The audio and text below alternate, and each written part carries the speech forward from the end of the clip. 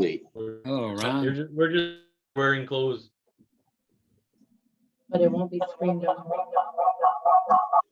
Ron and Renee, I don't know if you want to place your cameras differently. Why? I think it's gonna go into the next You round. see They're gonna pretty have it close up. with Giselle. There we go. Yeah, Renee's leaving. Bye. Then I can't reach the keyboard. Looking good, Ron. That is impossible. I think we're live streaming now too, aren't we? Yep, you are all live. Better not streaming, be. so that people can. I didn't get my hair done. I gotta go to Bridget tomorrow, get it styled. There's Won't take her long. Hey, Dean, behave. Earl has been cutting mine.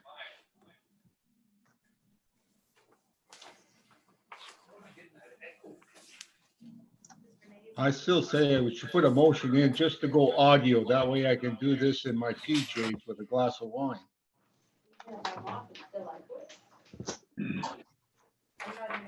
On YouTube.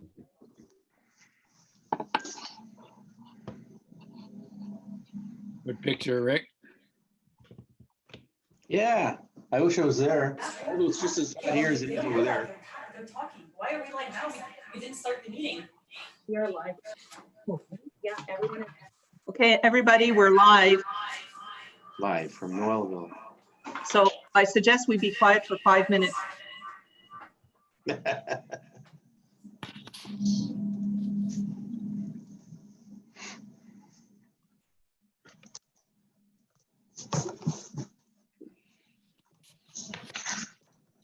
So I can see everybody. Okay. Oh, there's Randy. Hey, Bob. Okay.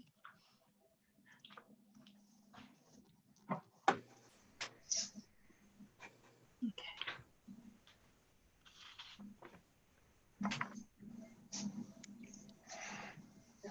You should all put our names and put ward number.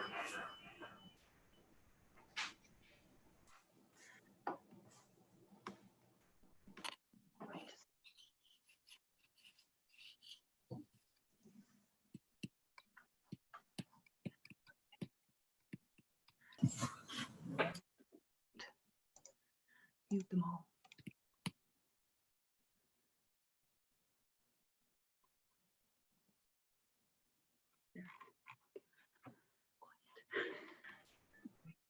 Okay. So don't touch anything, right?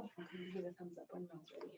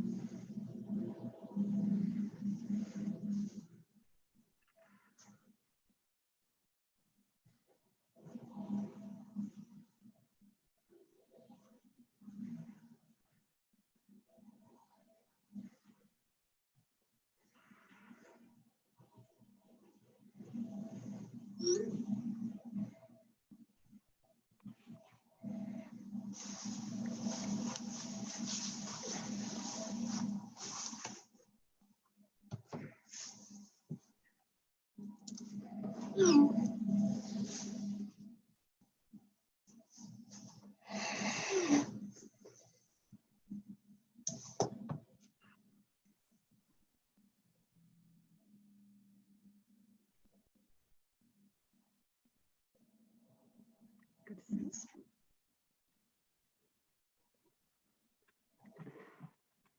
right. Good evening, everyone, and welcome to our regular meeting of council for the month of June. For all of you watching tonight, we've changed technology.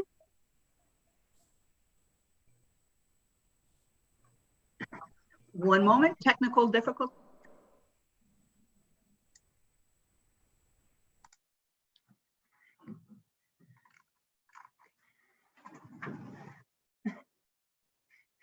So am I okay? All right, as I was saying, we changed technology. Isn't technology fun? I'll apologize right now because this is it's Zoom, doing it again. Hang on. Oh my goodness.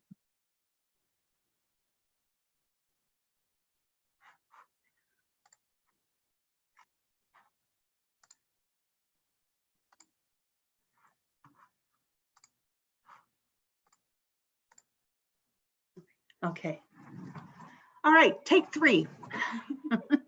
Here we go. So again, welcome to our meeting. We do have a new technology. We're still working out some of the issues. If I've been told not to touch any buttons, and I won't, though this thing is sitting right in front of me and it's really tempting. But if you see a third arm coming in, it's not that I've grown a third arm, it's Carly fixing up my mistake. So I ask you all to be very patient. Counselors, it's great to see you all instead of just hearing you. And for the folks out there, all your counselors are there, as well as our clerk and our CAO. We do have other members, other directors with us. We have our treasurer, Mark, Bob Martin, our director of public works. We have the fire chief on, and that's all I can see right now. So please enjoy the meeting, and we'll get going right away. Having said all this, I'd like to call this meeting to order, and I see that all of the councillors are present. I need a mover and a seconder to adopt the agenda. Moved by Ron and seconded by Dave. All in favor? Thank you. Then, are there any disclosure of pecuniary interest? I have one with 6.1.3. Okay. Please declare your pecuniary interest. So With you're the a member of the board, right? I am a member of the board, yes, Okay. with the French River Cultural Industries. Thank you. So noted. And for the folks out there, since Renee's declared a pecuniary interest, she may not speak or vote on any of the issues dealing with that item. There are no delegations tonight because we cannot have delegations because of COVID at the moment. So we'll move on immediately to the reports for consideration. That's my third arm. So under 6.1, general government, an update on the municipalities' continued response and measure related to COVID-19 pandemic. And I'll ask our CAO, oh, hang on, I see you, Ron, yes? Oh, hang on a second. I can't hear him. Do Okay. we have a resolution to adopt the agenda? We just did it. We did? Yes, you moved Okay. it.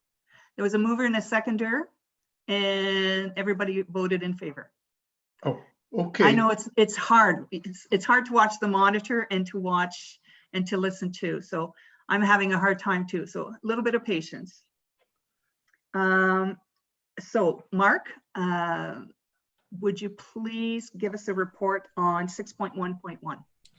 Yes, thank you very much, Madam Mayor, and it's nice to see all the councilors' faces for a change. It's been a long 3 months. I thought I'd bring council up to date since the province has moved on to stage 2 within our health unit and how that affects our operations, our services, and our amenities in what it affects. So I'll just go through each item very quickly, and at the end, if you have any questions, please feel free to ask any. So as for the municipal office, since we share a common entrance with the UNV and the Edo Senior, that entrance right now still remains closed. And we have confirmed this afternoon that commencing Monday, July 8th, we will be reopening the common entrance to the public. Our glass window barrier has been received, it is yet to be installed in the municipal office reception entrance, and protocols have been established for when we do reopen and accept people into that area on July 8th. In the meantime, we continue to follow the existing protocols, and we are continuing to accommodate individuals by appointment. And we continue to encourage individuals to make use of the alternate payment methods that have been put into place and that are available. And later on in the agenda, the treasurer is also recommending this evening a further extension of the penalties and interest for an additional 2 months. In terms of council, it is anticipated that council meetings will continue electronically in this format until the provincially declared emergency is in place. And therefore, our next meetings are scheduled for July 15th at 6 p.m. and August 19th at 6 p.m. All committee meetings are canceled and remained dormant and will be reevaluated in September. As we move into stage 2 in terms of our facilities, the Alvin Community Center, the Noelville Community Center, Arena and Hall remain closed. Playgrounds, play structures, and facilities containing outdoor fitness equipment will remain closed. And we're also asking that people respect the current allowance of social gatherings of up to 10 individuals and physical distancing of 2 meters to remain in place when making use of our outdoor facilities, which includes our outdoor ball fields, soccer fields, and parks. So any person that enters those facilities must remain 2 meters apart. It is very important to note that team sports must not be practiced or played within these facilities at this point in time. Activities that are likely to result in individuals coming within 2 meters of each other are discouraged and should not be practiced. And any locker rooms, change rooms, showers, and clubhouses in these facilities should remain closed. The more pressing facility and asset that we have that we've been receiving a lot of calls and have been generating a lot of interest throughout the Northern Ontario region is the splash pad facilities and assets, and most particularly the splash pad in the community of Alvin. So although the splash pads were permitted to reopen on June 12th under certain conditions, we continue to have this facility closed at this time, and that presently staff is currently reviewing the conditions, which were only received Friday, June 12th, that are required along with the potential cost implications. So this could be additional disinfection, supervision, and fencing. There's developing and posting of appropriate signage. The time needed to de-winterize and potentially make any repairs that are required from the winter months. We also need an inspection to be conducted by the public health suburban districts, and they require 14 days notice.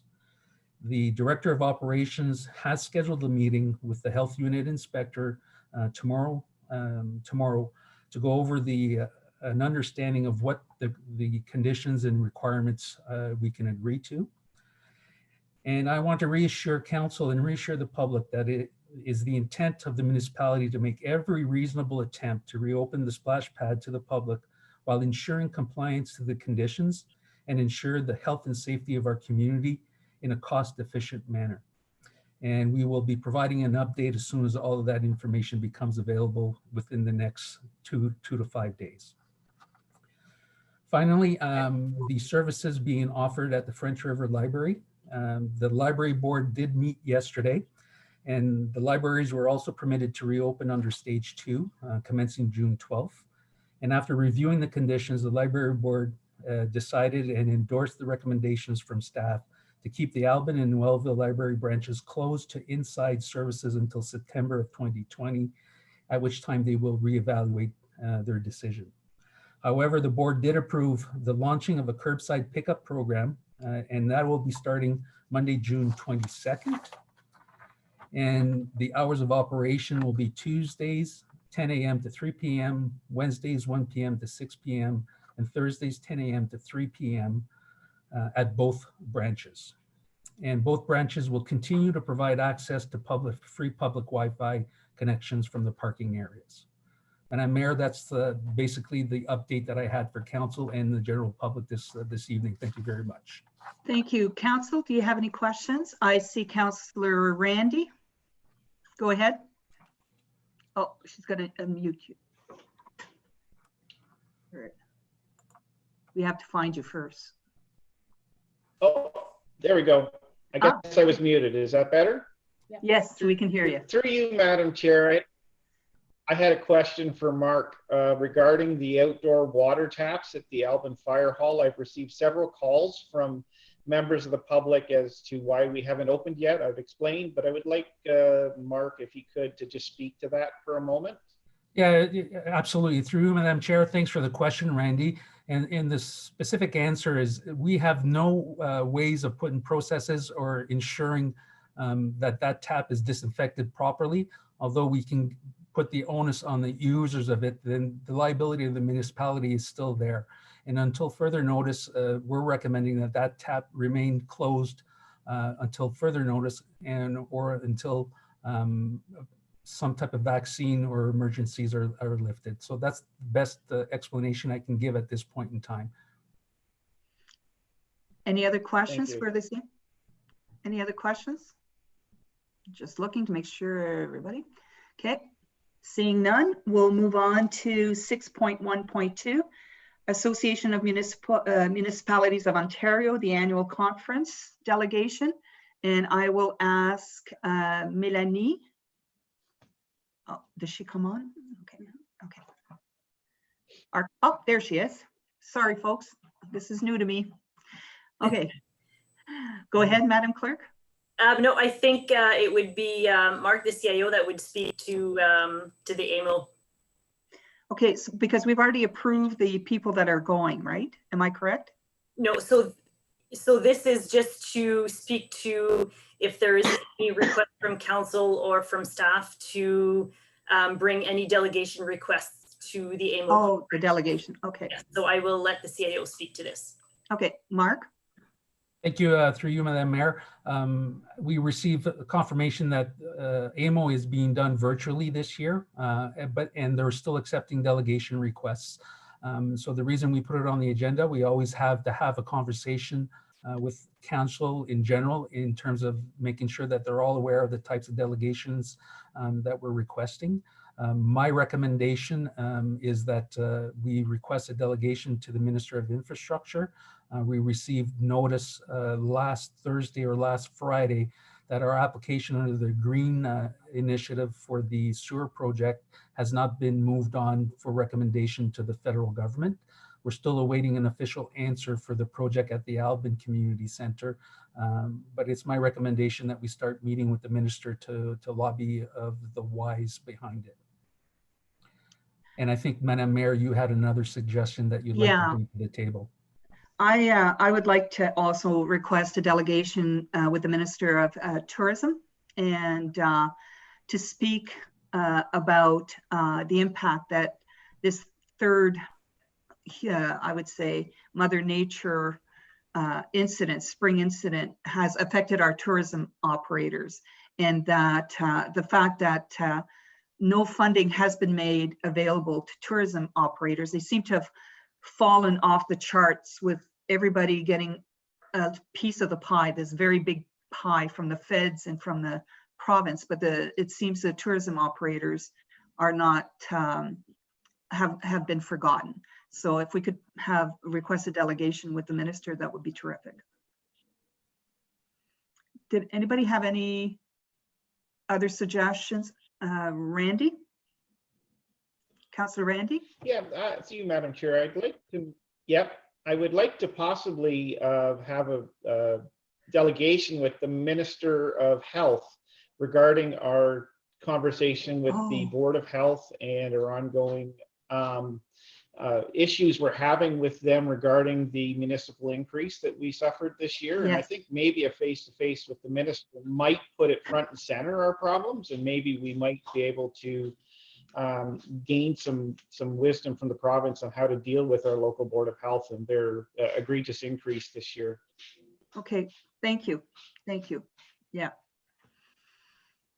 So we'll note that. Any other suggestions or Thank you. comments? Seeing none, let's move on to the next item on the agenda. And in your package, you will find the letter of understanding.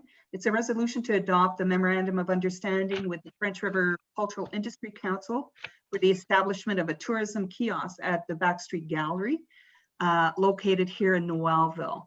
And I have to say, I'm very excited to see this finally coming to council. I believe that setting up a tourism kiosk in our municipality will go a long way in promoting our tourist operators and others that are here in our municipality.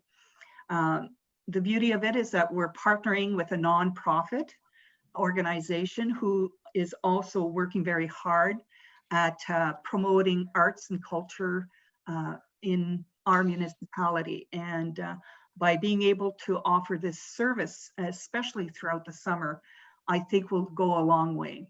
And so you have your report.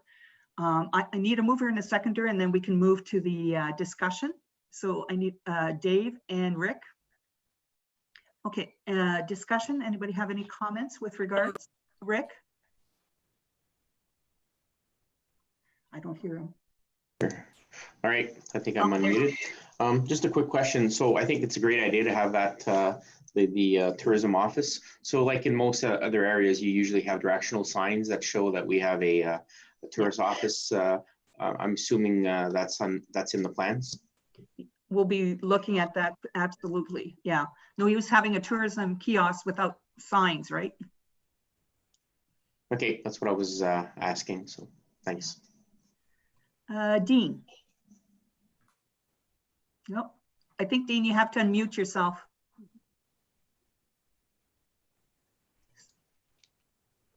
Unmute yourself. I got it. Now, can you hear me? Yes. Okay, I notice in this that there is a memorandum of understanding, but it's not contained with the proposed what we're proposing to adopt here tonight. I mean, I don't see it anywhere, and I don't. Could It's we in there. just have a quick rundown by verbally even of what's contained in that? Sure. So what, it's in your package, pages 6, 7, 8. I believe. Oh, I'm Uh, sorry. I didn't yeah. go far enough with it. I see it now. Okay, you see it? Yeah, And you read it? I can read it pretty quickly. Okay. 150 square feet. Operate from April to December. Yeah.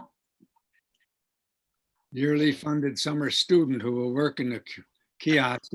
How do they go about getting a summer student for that job? You know? They're applying for grants for that. Okay, not so they're not looking to the municipality for any money for the summer student. No. It's through the cultural industries that will be doing it. The last thing I would ask about this is, I noted a yearly report. It Yes. seems to me that during the summer months, that even if it was just every couple of months, that council ought to have some idea of how many tourists they're catering to, and what kind of interest those tourists have, and are they going or staying in our area? Just something to give us some justification for the money that we're putting in on behalf of the public. Yeah. Is that you, Mark, waving? Yes, Madam Mayor, just to maybe assist you with it, Councillor Dean, yeah, that's a good idea. That's why within the memorandum of agreement, we wanted to at least put in writing and a yearly report be brought back to council, but we can certainly work within the agreement to provide a quarterly report, as well as we do with other departments underneath the economic development branch of the reporting, to post some of those statistics. So that's a good comment. I'm just going to continue to say, I think it ought to be a little more often during the season. And I'm not suggesting that it be an extensive report, but just some idea of the numbers of people that they're catering to, and what those primary interests are, and whether how we might be benefiting from this. Mm-hmm. Just very brief, that I'm sure that they could write something up in 10 minutes to say what's happened in the previous month or something. So if I may, Madam Mayor? Of course. So it's some subtype of form of reporting on a monthly basis during the peak seasons, let's say? I think it'd be good. Okay, so if the rest of council is in agreement with that, I'll certainly make that adjustment within the memorandum of agreement. Anything else, Dean? No, that's good. I'm satisfied. I hope that it's going to be a worthwhile venture, and on behalf of both the municipality and the Cultural Industries Association. Mutually, it might be very good for everybody, and but I'm anxious to see it, and I'm anxious to see some idea of how they're progressing as we go along. We got 10 grand involved in here, and Yes, we do. Some of it is in kind, but yes, we do. Thank you, Madam Mayor. You're welcome. Any other comments with regards, Rick? Yes, what I'd like to, maybe if we can, I don't know, just send an email or something, a blast information to inform all the resorts and all the businesses that we will have a kiosk. I mean, it's for their benefit, of course, so that they could probably either give us whatever pamphlet or events that they have, anything that we can give out that they already have or can plan accordingly would be great. That's already in, Councilor Rick, that's already in the work with, they've already hired the students that will be working the kiosk, and they're a step ahead of you. They're doing a plan for the kiosk and how to be in touch with the tourist operators and other tourism attractions here in our municipality. All right, thanks. You're welcome. Any other comments? Make sure I don't see any yellow hand. Oh, Councillor Hazlett. Thank you, Randy? Madam Chair. I've had some concerns about this initiative that I voiced previously, that perhaps the benefits to the FRCIC will far outweigh the benefits to the municipality and the taxpayers. One concern I have when reading the Memorandum of Understanding is there's no directive placed on the student's time. Should the student be prioritizing his work for the FRCIC or us, how much time they're going to be split between the two, what they are going to be enabled to do for the FRCIC. Once they're placed in that building and we're managing their payroll, it says, there's no control over what happens to them and what the FRCIC is going to have them doing. I'd like a little more control placed on that as well.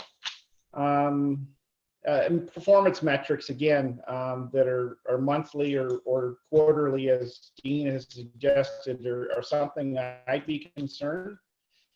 I'd like to see a little more so that we can further consider the benefit to the municipality through this project. Well, Councillor Randy, the management of the students will be done by, of course, by the art gallery people. However, the jobs that have been posted for the purpose of the tourism kiosk, and I can assure you that the majority of the time will be spent working on our tourism industry or through our kiosk. I think that with the change that Councillor Wenborn suggested, with reporting back to council is a good way of doing it. Our job is to provide the assistance, but we are not managing it on a daily basis. The daily management of that position will be done by the folks at the art gallery.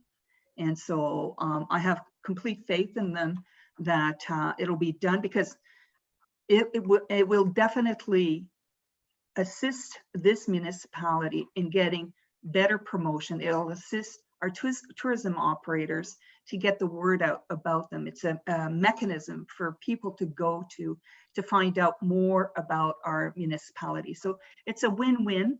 The other thing too, you have to remember is that this association or this group is a nonprofit group. So they're not in there to make any money off our tourism. However, their profile, having the tourism kiosk there will definitely bring more people in the art gallery, which is what we want as a municipality, because the more people that go there, the more support that it receives. And the more support that they receive, the better success that they will have. I have faith that it will be done appropriately. And I mean, time will tell, but we'll add the suggestion by Councillor Wenborn, and I think that should help for your concerns in seeing how it's progressing. Yes, go ahead. And again, Madam Chair, I just am stating that with the student, you're saying that it's going to be managed by the FRCIC, yet we're paying them $3,700 a year in kind to promote tourism, yet we aren't going to put any structure in place to make sure that that's actually done, other than a yearly report where we then withhold the next payment for not doing the job they say they're going to do. I believe in contracts and paperwork, and just a little write-up in the memorandum to dedicate that, yes, you know, the time should be split, that they should give us the priority for tourism. I believe in tourism, and I believe that the kiosk done properly will work, but I just want to make sure that the FRCIC doesn't take advantage of what the municipality is giving them here and benefit themselves more than us. I completely understand your concerns, but I do have, I mean, remember, it's as you pointed out, it's $3,700 a year that we are investing in there, and $3,700 a year is not very much, and I think the rewards will come tenfold or 100 times fold over the time. I think that what's there is appropriate. The other thing too is if we see by next summer or the summer or the fall that it's not correct, there are provisions in this contract to review it or to question it, and there's nothing stopping council from bringing it back to the table to say it's not working, what's not working, or what have you done for me today, right?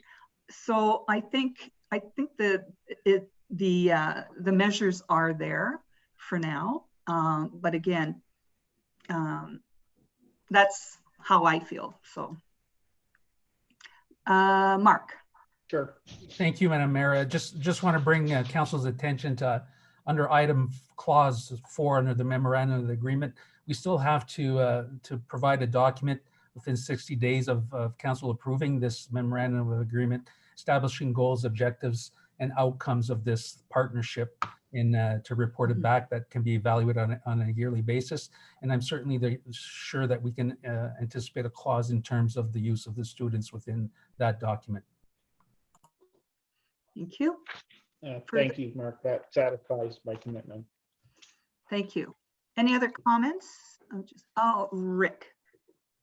I just wanted to add to that. I mean, you know, we made this decision a few months ago to go ahead with this, so we should endorse it all as a council. But you can't measure marketing overnight. I mean, marketing will take time.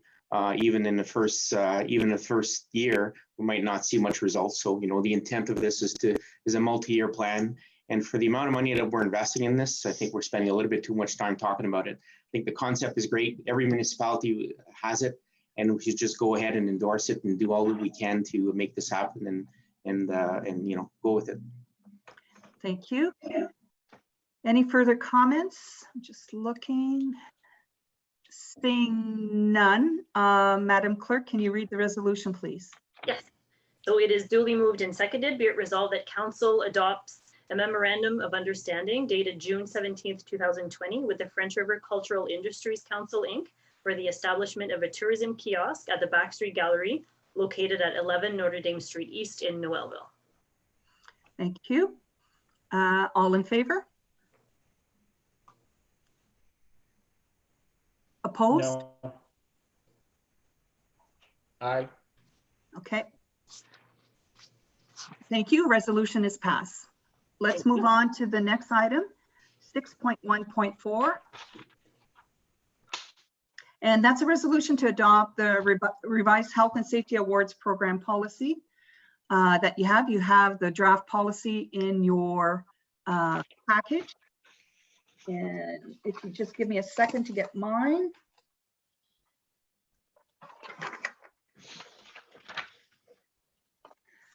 All right. I need a mover and a seconder, and then we can have the discussion. Moved by Ron, seconded by Renee. Okay, I'll get you, Randy, on the next one.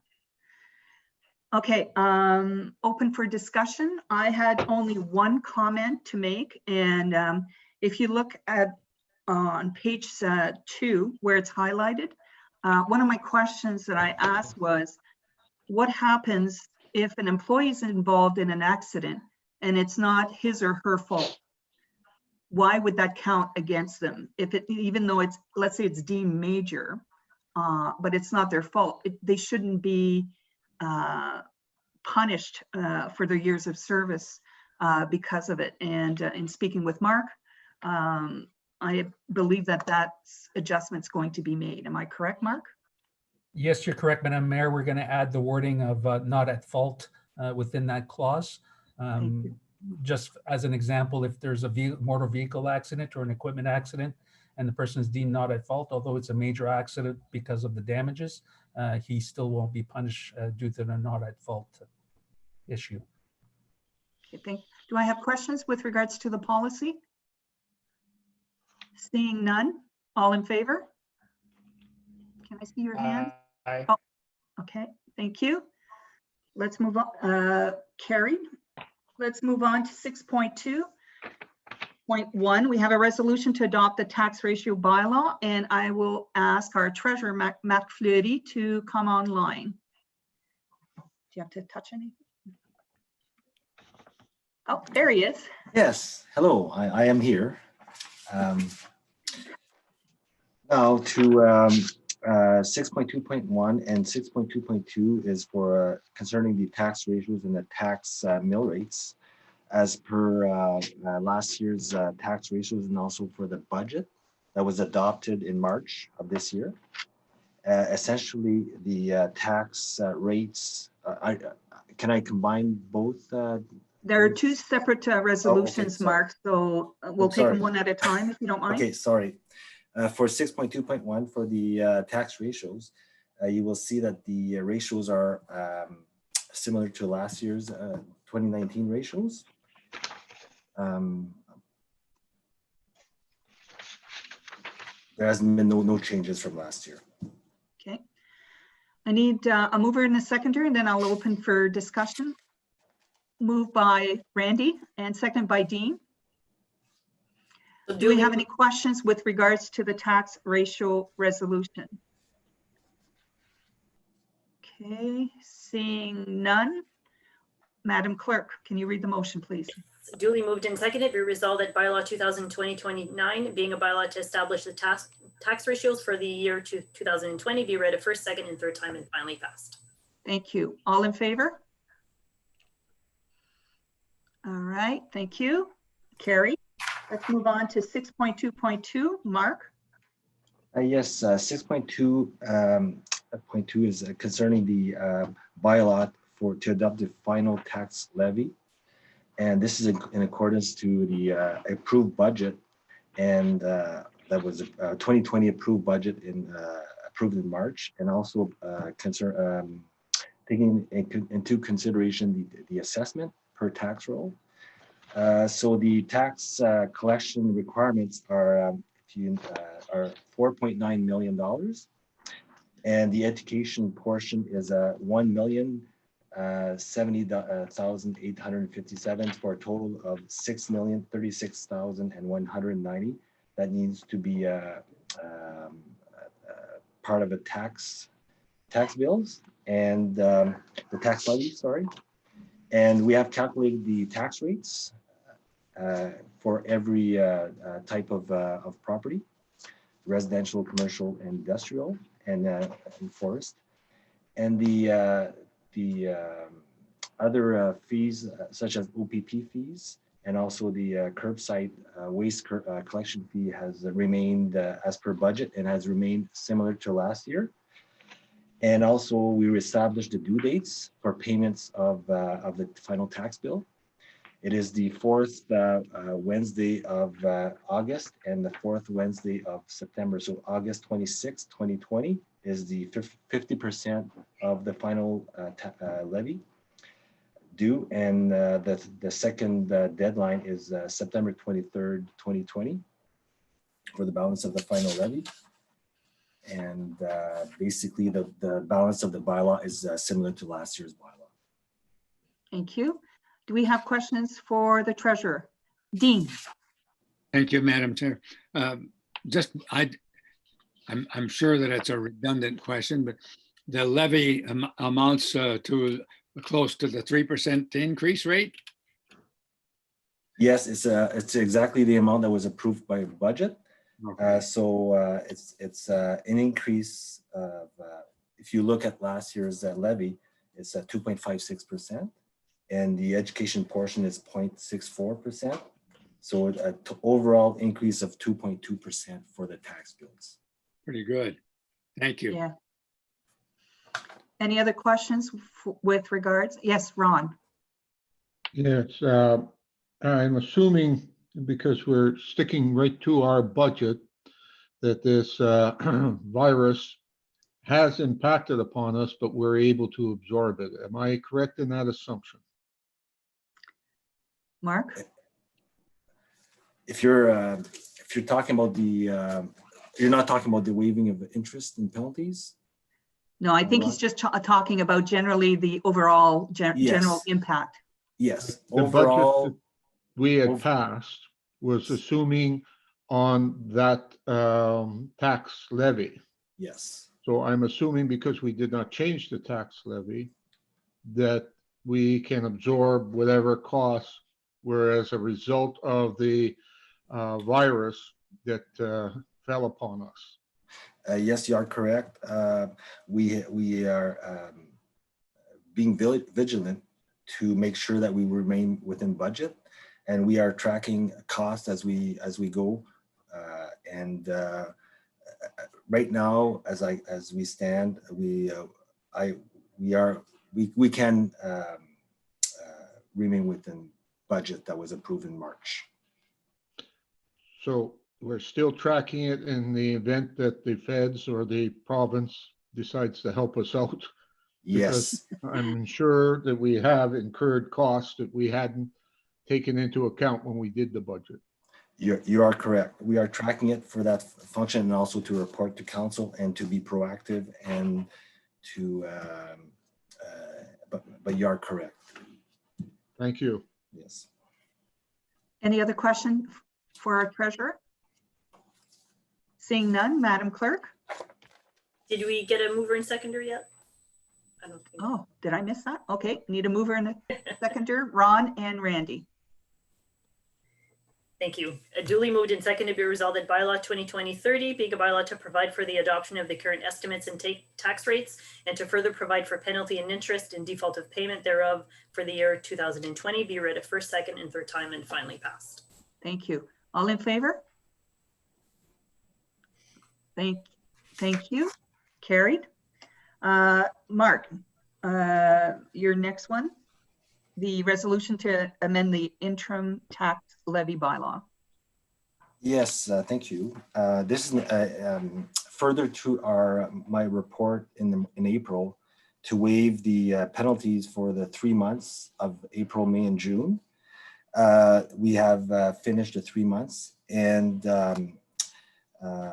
essentially the emergency has continued, And we are recommending to continue to waive penalties on current interim taxes calculated on the first day of the months of July and August, with subsequent review in August 2020. We have surveyed neighboring municipalities, and some have or are considering to continue to waive penalties on current taxes for a limited time, with the intention to review at a later date.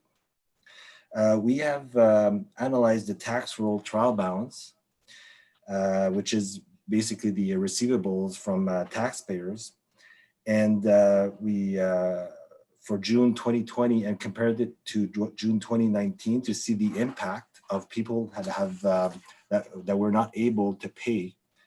And if you look at June 2020 to June 2019, there's been an increase in the number of accounts of rolls that have that are part of that AR subledger, and also the total amounts due has increased also.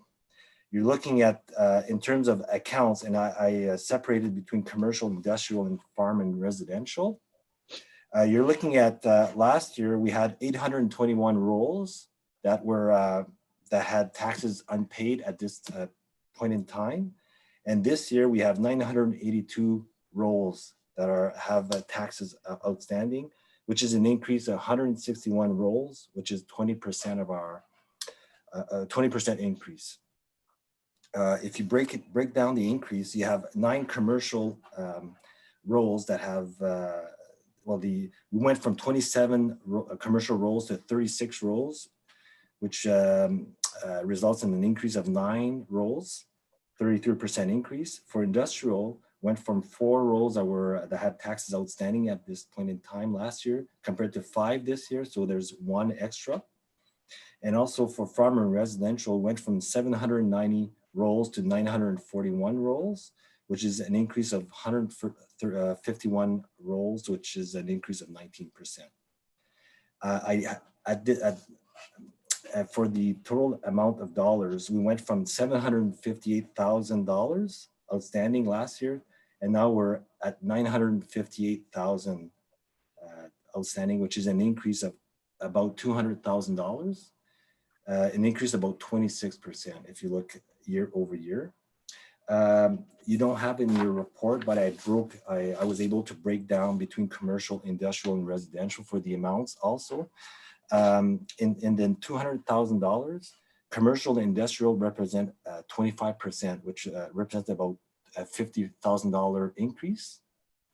And residential and farm is an increase of 150,000. So commercial, industrial, you can see that there's an increase. Well, farm also and residential. This is just some data for you for us to analyze and also for you to recognize. Now for us, in terms of impact on the approved budget and cash flow, interest and penalties on taxes for the months of January to June have decreased from 51,000 last year, for the same period last year, to 39,000 in 2020, first 6 months, due to waiving of penalties on current taxes for the months of April to June. Despite this decrease, we anticipate achieving budgeted amounts of 70,000 for 2020. You have to remember that we are waiving penalties on current taxes, but we continue collecting interest on past due taxes or arrears taxes. So in terms of budget, I think we'll still be in line to achieve our budget. For cash flow, we looked at our bank account, and last year, and I understand it's a timing issue also, but we were at around 3,989,000 last year in June, and we are at 4.2 million this year.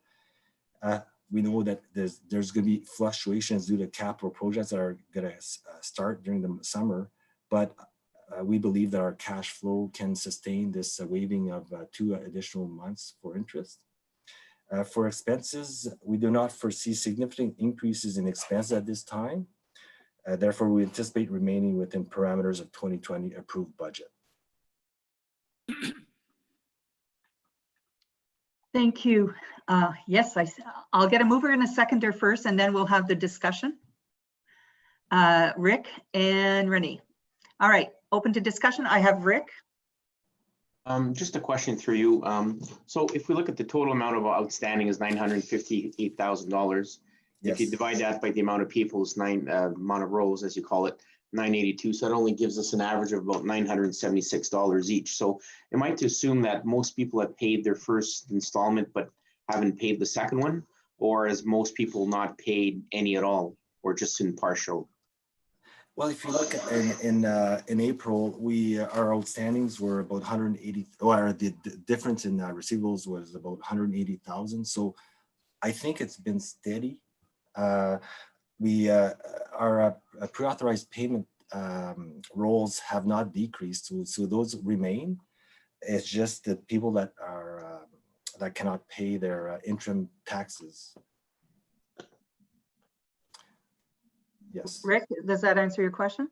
Well, in part. So I guess what I'm trying to say is that it might be more of a function of the last probably the last 2 months where maybe people have paid the first installment but not necessarily the second, or there are many people that haven't paid at all, period. Is there such an analysis as such? I just did it in a point in time, but I can do it on a monthly basis and report back, well, and bring back the report at the end of the week or so. Yeah, it's just a matter of being curious and Okay. progressive. I mean, at the end of the day, I'm assuming most people are going to pay their taxes like everybody else, but you know, we understand the situation, but just sort of curious about the analysis moving forward. So Yeah, thanks. I'll do it on monthly and see if there's variances between the months. Yes. Other questions for the treasurer, please? I see Dean. Thank you, Madam Mayor. I'm just kind of curious when I see the numbers here and as to whether, I mean, and I think the municipality is on the right track to help people who need the help, but I'm kind of curious at whether very many people ask for the help, or are they just simply not paying? Are we hearing from people at all? Are we getting any acknowledgement of what the municipality is doing for people who are not? I don't think we're going to go after them in the future to collect any of that arrears or penalties and interest, really. So I was just curious about that. Mark? What we can hear is at the provincial level, a lot of people are hurting. To say that if taxpayers are approaching me to say if they're hurting, if we just I speak with a lot of treasurers around in Ontario, and people are hurting. So I don't think we can say that we're much different than other people. Maybe Mark or the other Mark can comment on this. Mark? Yeah, through you, Madam Mayor, just to jump in. So when we made the initial decision, we publicly announced that we were foregoing penalties and interest, and promoted that through our various media outlets. And so people were aware of what we were doing. Some from some of the rumors we've been hearing, some of them have taken advantage of it. We've also maintained and promoted the fact if you can still pay your taxes and are available to do so, we recommend that you continue. But the assistance is there for those who really, really need it. And we're assuming that the ones that aren't paying are in need, but to have an in-depth analysis of who needs it or who doesn't is a little bit difficult. I didn't mean anything like that in any event. I just was wondering whether people were appreciative of the fact that the municipality is helping. And yes, I've received calls from certain tourism commercial industries that were very pleased with the initial announcement. And some individuals have reached out and thanked the municipality for doing what they can within what's in our powers. That's good to hear. Thank you. Any other questions or comments? Dave? Yes, I just have a kind of one question. We talk about extra costs that we have with COVID-19, but are we seeing any savings as far as the arenas closed, the community centers are closed? Are we seeing any savings in that also? I don't, any Mark that wants to answer? Maybe not in those industries. Well, in terms of conferences, travel, we've been seeing a reduction in conference costs and travel. And we're, like I was saying, we're vigilant in deciding which expense should go forward and which ones are like we're needs versus like wants versus needs analysis. So, Mark. Oh, Dave, one of the things that's glaring that we've lost is this summer, the Richelieu are not having their family baseball tournament, which is a huge loss for us because they rent the arena, the ball fields, etc. And it's also a huge loss to the community because that's 1,000 people or 1,200 people that aren't coming in our community in August to patronize our industries that are out here. So also rentals, because they're closed, there's no rentals monies to be made. And I'm sure there's others that I can't think of right now. Mm-hmm. That's a huge loss, just the family tournament. Yes, it is. It is. Mark Gagnon, did you have anything to add on that? Yeah, it just you have to realize too, with the price adjustments on hydro, that has an impact on our facilities. So, you know, we're big users of hydro during peak times as well. So there is some savings there. There's revenues lost at the landfill site as we continue to allow the various tipping fees in as a cost, as a precaution for our employees. But we are setting ourselves up there in another fashion to reintroduce those fees at a point in time.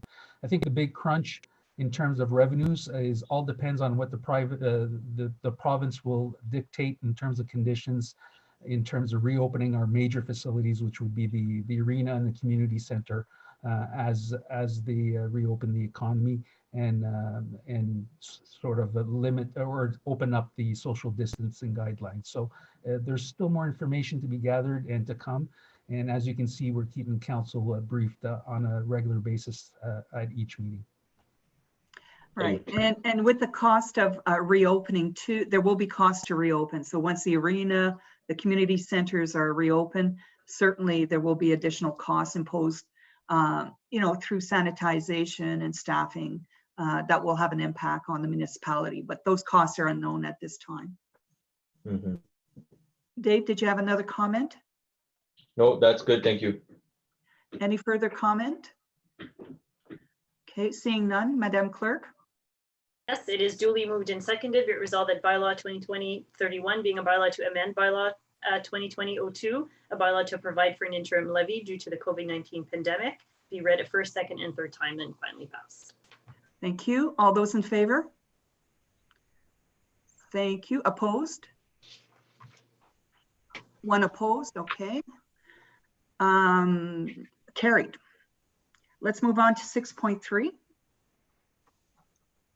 Public Works, the status of the environmental services bulldozer. You have a report in your package, and I'd like to see our Director of Physical Plant.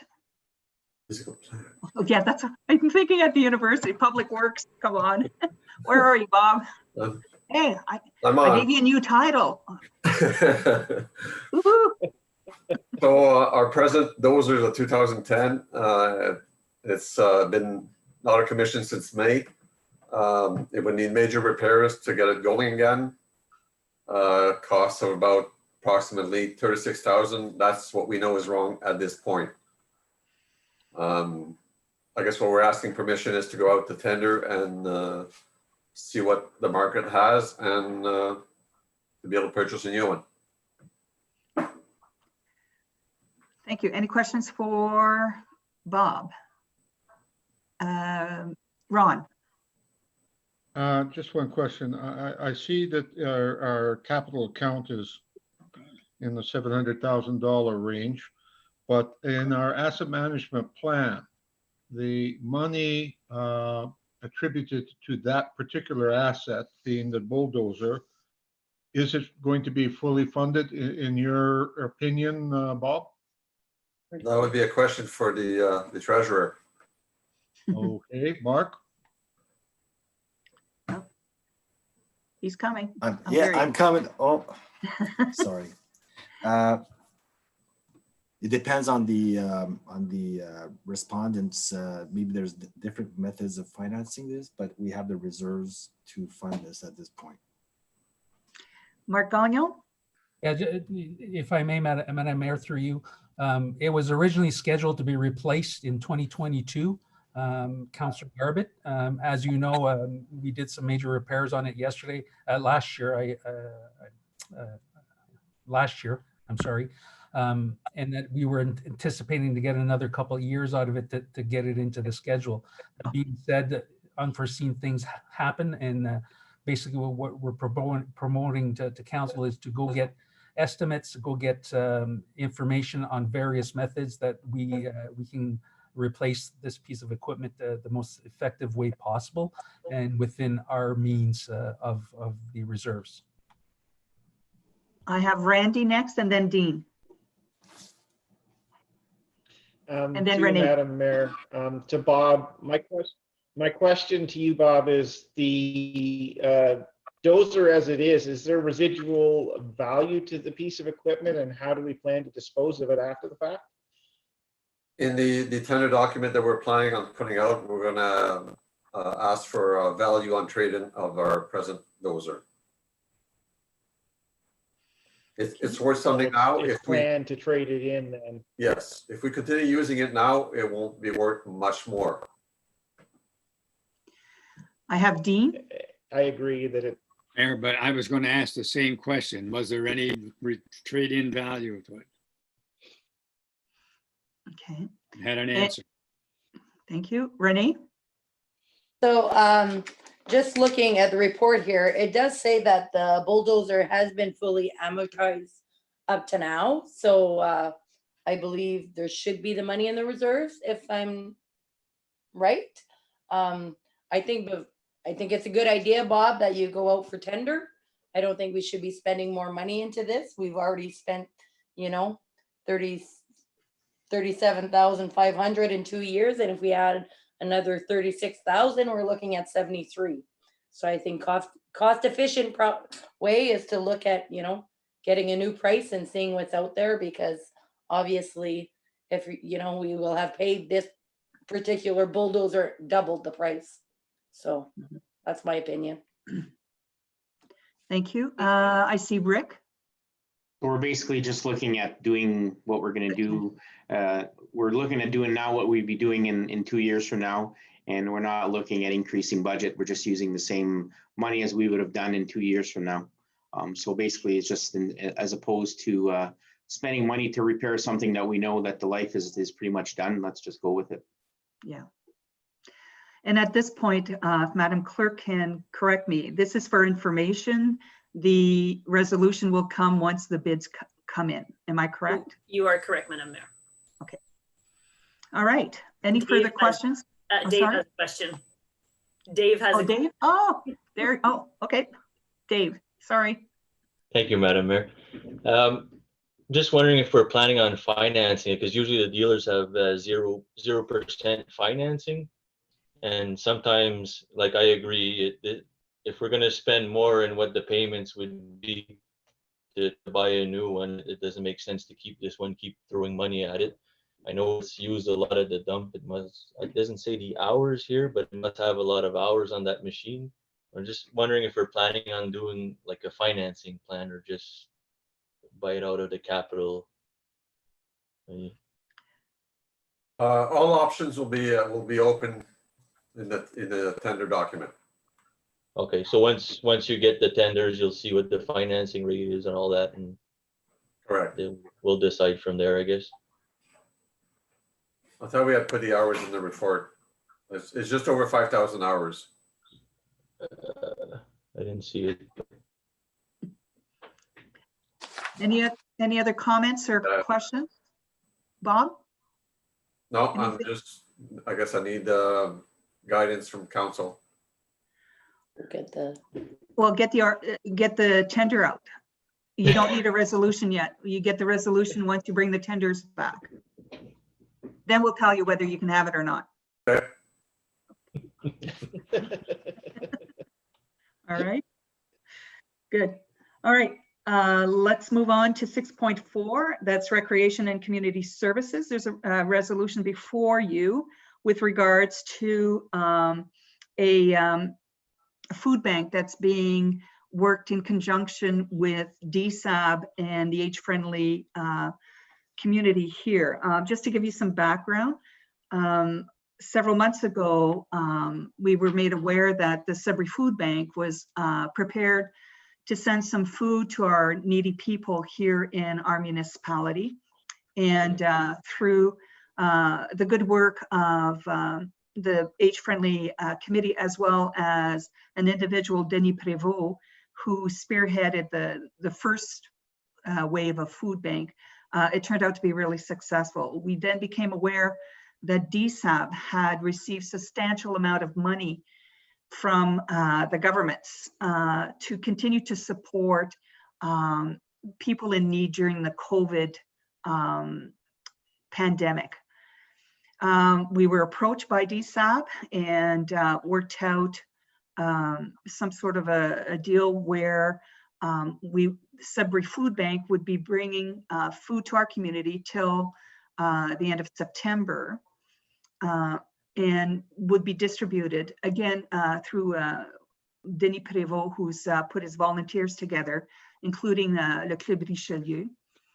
And as well as, because we don't have any facilities with fridges or with freezers, we asked for monies to buy gift certificates to Foodland, so that the folks that are in need can go buy their fruits, their vegetables, and their meats from our local grocery store.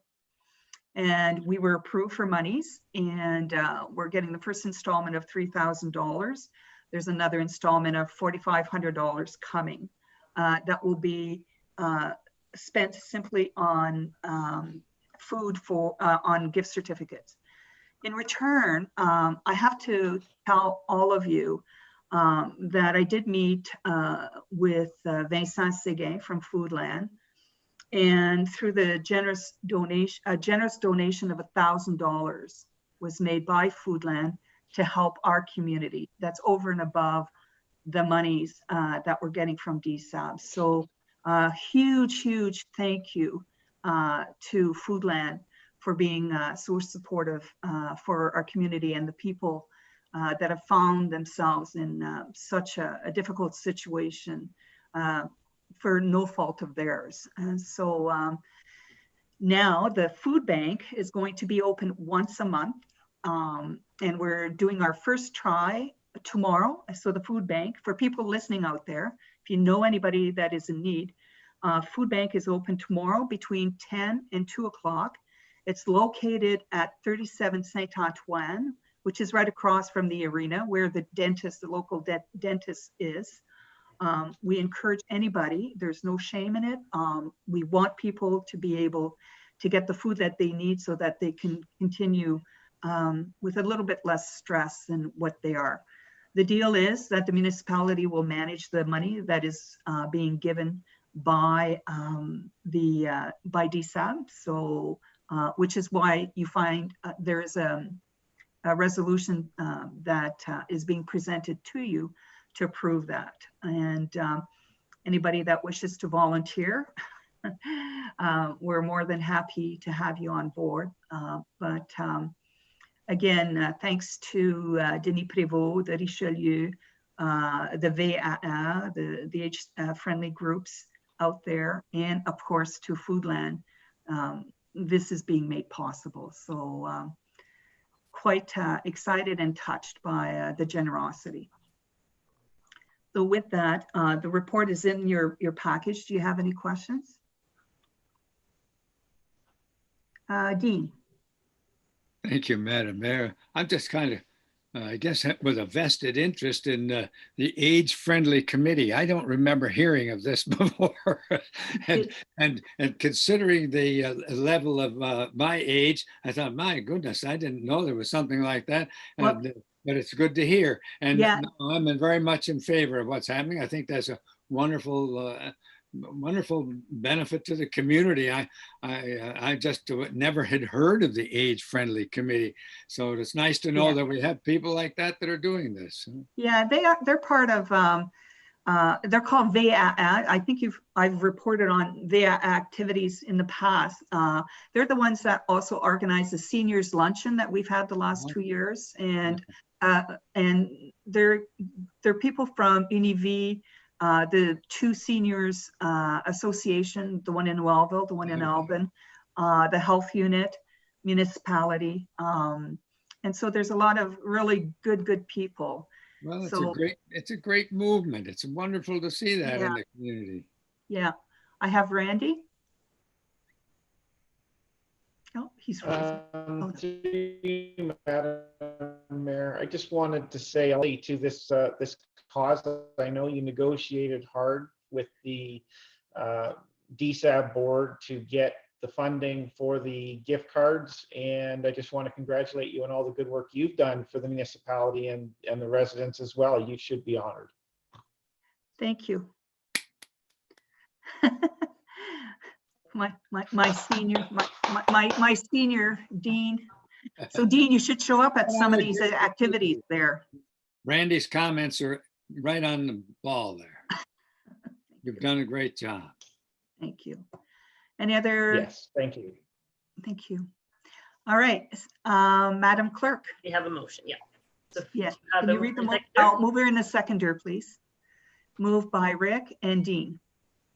I should have done it in seniority. Oh. By Dean. Me and my big mouth, right?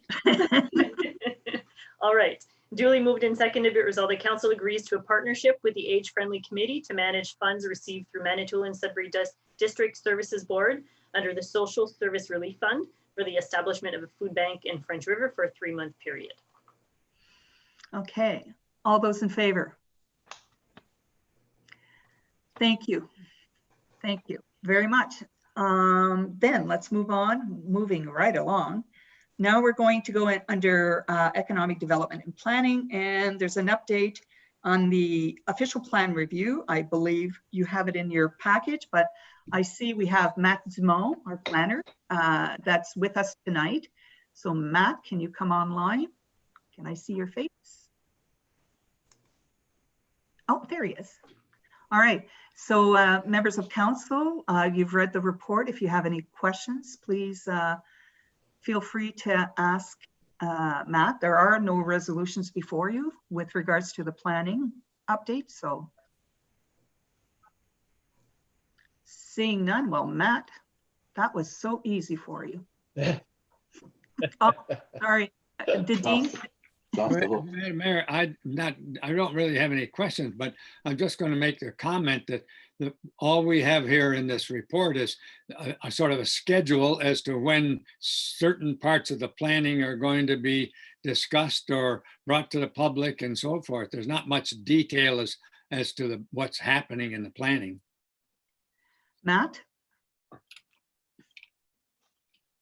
So the whole purpose of this update was because there was a lot going on this past year that wasn't really forecasted when we actually undertook the official plan 2 years ago. And what I mean by that is the first was the provincial policy, which was updated. So we had the 2014 PPS when we started this process. And as we started this process, the province decided to say, our new government decided to make the change, and well, we're going to update the PPS. And so, well, while we're going through this process, we might as well be up to date with the new PPS. So that put a halt to everything in terms of, because we were making very good process. So that, as you know how the government works, that takes a lot of time. So we finally got the new PPS as of May 1st, 2020, last month. So check that off the box. Secondly, our uncertainty with our environment, that also now plays a big role because we're in phase 2. Oh, hang on. I think he's frozen. Are, I'm out. oh, did he come back? No. Okay. Oh, okay, Mark, we'll go to Mark Gagnon. Yeah, Sorry, Mark. It's Cap- in that sense, sorry. Are you okay, Matt? So can you hear me? Yeah, Oh. now we can hear you. Oh, sorry. Well, where did I leave off? We are in the Keep second notes. phase. Okay, so the second phase, just with our government and allowing up to 10 people for now. So that also is a setback too, because we need to meet as part of this process. We have to draft a document, and once we have the document drafted, we have to provide that to the public as feedback. And so right now we're in limbo because we need to meet in person for this kind of document. So that's also why I wanted to kind of give this kind of update, like saying, hey, we haven't forgot about the municipalities. We're still working on it, but there's been minor setbacks that, we did not encounter during this process. Okay, thank you. Questions for Matt? Ron? Yes, will there be an opportunity for us to review the current package and make suggestions?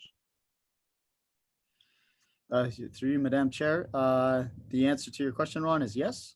There will be a draft coming out by the end of the month, and that will be an opportunity for that feedback, and not only for staff but council.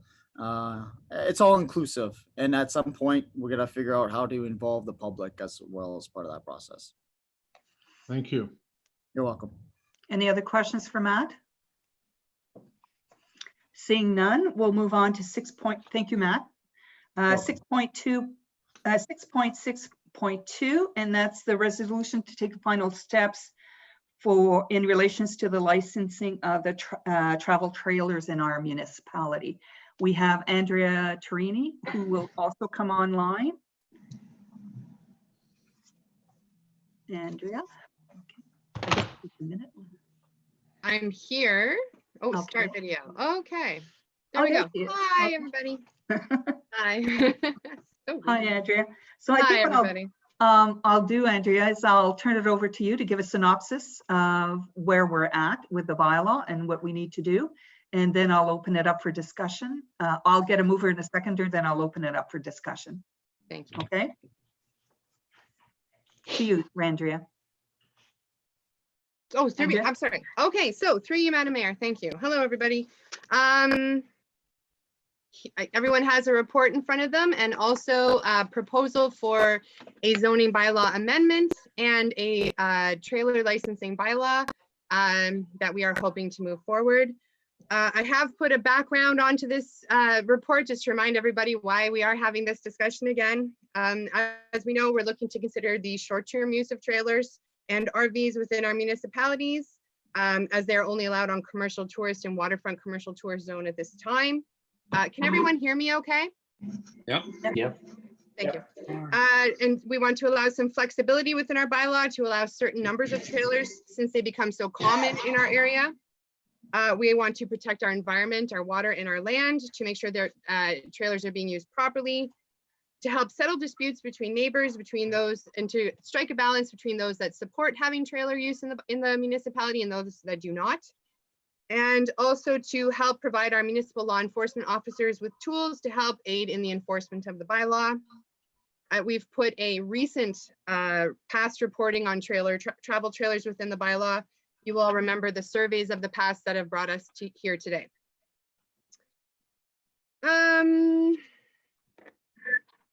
Through our analysis. So the last time we met, we were directed, SEBS was directed along with the planning board to go forward to produce this zoning bylaw amendment, the draft, as well as look into creating this draft licensing bylaw as well.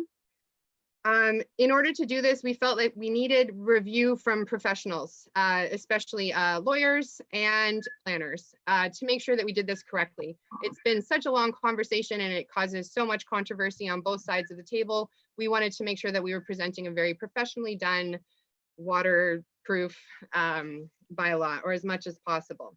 So we worked with JL Richards Engineering for the planning advice. and also with Cunningham Swan law offices to help review our bylaw. JL Richards was a great help with the zoning bylaw portion. Their recommendations, which have been included in the draft that you've been provided, are to change the language of the zoning bylaw to make sure that we attach the allowances of travel trailers to specific zones, mainly to waterfront residential and rural properties, instead of in the general provisions as we had planned initially. We are now making reference to travel trailers instead of trailers. Anywhere it says trailer, it has been changed to travel trailer because this is a defined term within the bylaw and the zoning bylaw amendment. We added language. They proposed to add language to allow still allow sleep cabins on properties that will have the use of trailers as well. This may be something that our planner would like to speak to a bit. He had some issues that he wanted to discuss about this change, but we'll come to that afterwards. And improving the definition of use to include the non-commercial use of travel trailers. This should help us to address anything where people think that we're trying to maybe compete with trailer parks or, you know, try to have people make money off of this type of occupancy. This will be for non-commercial use. This is for the family coming to visit. This is what we're trying to support. Also, they recommended using our setbacks for dwellings on waterfront residential to really restrict trailers from the water and also from neighbors. And also our waterfront properties tend to be a bit smaller, so we wanted to make sure that the trailers were placed in such a way that they weren't bothering the neighbors. But then with rural, since they have such restricted, or since there tends to be more space on a rural property, they recommended we use the setbacks for accessory buildings. So a little bit more flexibility on where they can be placed on rural properties. But you'll see within the analysis that we're still looking at no more than 10 or 20 feet from any property line, and definitely keeping trailers away from water so that they're not viewable from passing passerbys or from neighbors on that side of the city. Cunningham Swan, the law office that reviewed everything for us, reviewed all the language of the bylaw for inconsistencies, recommended adding a definition for park model trailer, which has been included in the definition section. Also, they recommended adding administrative monetary penalty notices to the bylaw, which I wasn't aware was a tool that we could use, but would everyone like an explanation of what those are? Sure. Okay. So instead of just having the ability of writing part 1 tickets, so if somebody breaks our bylaw, they would be issued a fine. This is a tool that we've wanted for our municipal enforcement officers since the beginning. Cunningham Swan suggested also having an administrative monetary penalty notice, which instead of just writing a ticket, it's almost like we can invoice the property owner for the breaking of the bylaw. So this is something that doesn't have to go, doesn't have to be written as a ticket. So therefore cannot be challenged to bring us to court. It is actually essentially invoiced to the property owner. And then if it's not paid, it can be added to the tax roll. So the advantages there are that if we have someone who's continually maybe didn't want to pay their fines, are continually breaking our bylaws and causing problems, we can just cut straight to the chase, cause up to a $500 fine to be placed on the property. And if they want to fight that, they can't just go to court. They have to take us to small claims court. So it puts the onus on the property owner who is causing the issue, which hopefully we have none of. But if we ever do, it's just one more tool to allow us to try to get compliance. So apparently we're allowed to do these things. And I think that they're wonderful. I can see them being very useful. And then they also reviewed our final draft. So perhaps at this time I could take a moment just to ask Matt to speak to his issue that JL Richards brought forward about the sleep cabins being used in conjunction with also having trailers on the property. Would everyone be okay with that? Yeah, oh, go ahead, Matt. Okay. Matt? Okay, Is he muted? Sorry, can everyone hear me? So I'm just listening to yeah. Can you hear me? Sorry. Little echoey, eh? Okay, keep talking Hello? and then we'll see. Oh, we're losing the connection with him. Anybody hear me? Yeah. I can hear you. Sorry.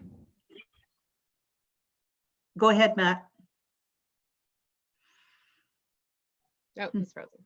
You know, we keep losing connection. Well, maybe, I Maybe don't you wanna can sum it up. I don't want to speak for Matt, but he just wanted to bring up the thought that, if we are allowing a trailer, should we somehow restrict the use of sleep cabins as well? I don't really want to speak for Matt, but I think that we should never restrict the idea of building permanent structures. And that with the small amount of trailers that we're going to allow on waterfront residential, I don't think it will be a big, we're only allowing one trailer. So if they want to build a sleep cabin as well, I would promote that. Okay, thank you. I'll get a mover and a seconder for the resolution, and then don't worry, I'll open it up for questions. But before we do that, we need to have a mover and a seconder. So move Ron and Rick. And now I'll open it up for questions.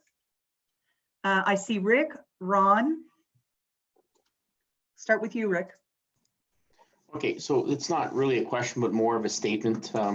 So I guess, in summary, the purpose of this bylaw is to properly manage what's already existing. I mean, we've got trailers all over the place, but we're adding the perspective of environment, aesthetics, value of property, and also the fairness in the taxation, meaning that people that have camps or residents pay a certain amount of taxes, as opposed to people who might have a trailer on a lot that aren't paying any taxes because of the element of the trailer not being taxable, but still using our infrastructure. So the intent isn't to take away the use of trailers, but it's to basically have more of a fair playing game. I mean, today, as everybody knows on council, we had a letter sent by the Camping Ontario director and also from the relations coordinator. I believe their perception of what we were trying to do tonight was incorrect. And after a discussion for about 30 minutes, I told them exactly what the intent of it was. And the intent isn't to compete with trailer parks. The intent isn't to replace trailer parks. The intent is to basically have all the elements that I pointed out a few minutes ago, and to have basically, before we had rules is that we didn't allow trailers, but we had trailers. Now we're still going to have trailers, but we're going to have rules around them. So for all the benefits of everybody. So I think moving forward, this is a good idea.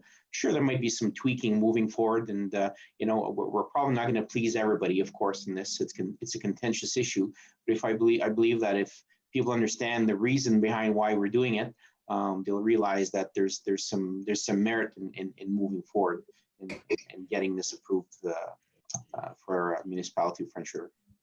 Okay, thank you. I have Ron.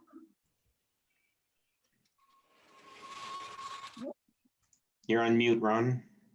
Ron, unmute Hey, yourself. Ron. Ron, Can you hear me? now we can. Okay. Basically, the only thing I wanted to point out again is some clarifications, because I've been questioned about the trailer park extensively. It is to protect the environment. That is one of the intents. The other one is that this is nothing new. There's other municipalities who have already established trailer bylaws. So we're not reinventing the wheel or anything like that. And the third thing is, although the permit that they will be applying for is an annual permit, if it's more than 14 days, they will apply for an annual one that goes from January to December. But that does not mean they can occupy from January to December. Right. It means that they can only occupy basically from May until November. It is a seasonal residence, if you want to call it that, And it is not a permanent residence, nor does it substitute for a house.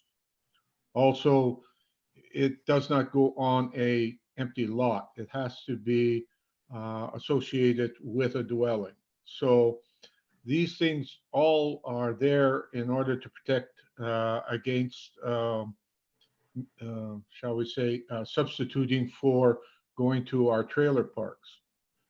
It does not substitute for that. It only allows a family member, if they want to come up for a month or so, they can come up and they can spend the time with their parents or whoever. It is not meant to substitute for the trailer parks. It is meant to give our bylaw officers the authority to ensure of the environment and to ensure that all of the requirements of the application are fulfilled. And I think a lot of people are misunderstanding the bylaw. They're not reading it carefully enough, and to understand that it is to protect the municipality. And inadvertently, it also protects the trailer parks. Thank you. I have Randy. Go ahead, Randy. Oh, are you on mute? Oh, there we go. Okay. You muted everybody at one point, so. Oopsies. Through you, Madam Chair, I wanted to speak to item 3.7. Am I good now? Yeah, you're You good. have me now? I have you now. Okay, thank you. Thank you, Madam Chair. I wanted to speak to item 3.7 on the draft bylaw.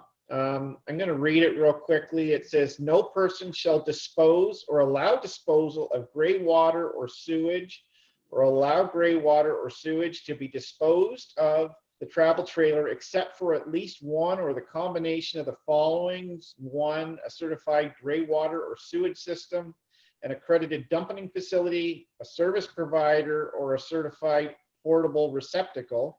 I think what would be helpful to add to here too is that the trailer owner should obtain and retain a receipt that they've disposed of that waste correctly, so that when our bylaw officer comes and inspects that you have dumped your waste correctly, we can prove it.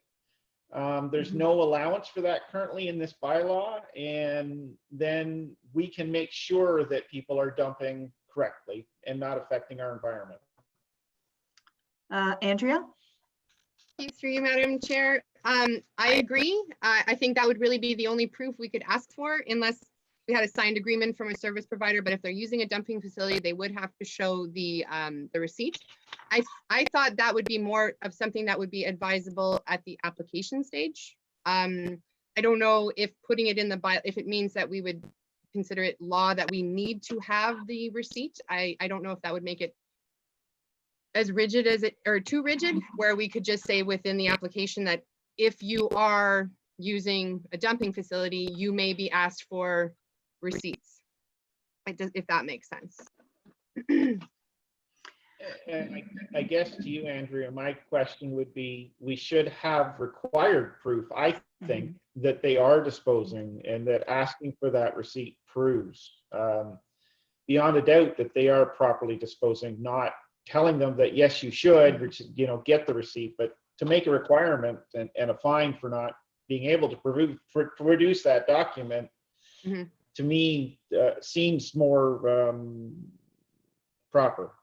I just feel like how would we, like, if they come in to apply and it's a brand new trailer they just bought this week, they may not dump it for a while, they may not even use the facilities. Do you know what I mean, Randy? Like, I totally hear what you're saying, but I would think that if we ever needed to ask for it because there was a complaint, or when we came by on an inspection that we had a suspicion that they weren't disposing properly, that if they knew that the only way to prove that they're actually disposing it properly would be a receipt. I just don't know when we would ask for it. I do understand what you're saying, but we may not be able to ask for it at the application stage because they may not have one yet.